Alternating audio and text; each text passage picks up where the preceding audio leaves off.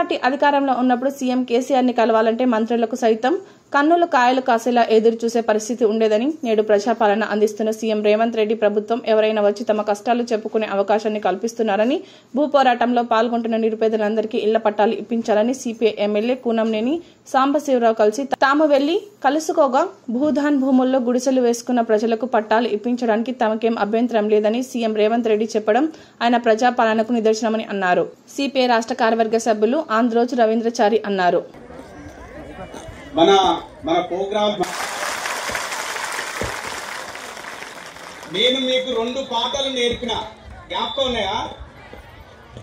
ఆ పాటలను ఎక్కడ పోయినా ఏడ పోయినా వాడాలి. ఏమో ఇంటారా మీరు?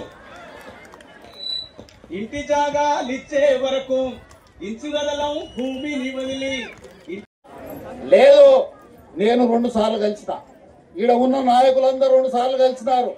మన ఏకైక ఎమ్మెల్యే కూనంనేని సాంబశివరావు గారితో కలిసి ఇవాళ 2 సార్లు ఈ రాష్ట్ర ముఖ్యమంత్రి రేవంత్ రెడ్డి గారిని మన సమస్యల మీద, ఈ భూ పోరాటం మీద, ఈ భూస్వాములు అక్రమంగా చొరబడి ఈ విలువైనటువంటి భూమిని ఆనాడు భూస్వామి ఇవాళ వినోబ్ భావే గారికి భూదాన బోర్డుకు దానం ఇచ్చిన భూమిని దొంగతనంగా కాస్తులలో రెవెన్యూ అధికారులను మేనేజ్ చేసుకొని తమ పేర్లను భూస్వాములు 3 రాసుకొని ఈ భూమి పట్టా భూమి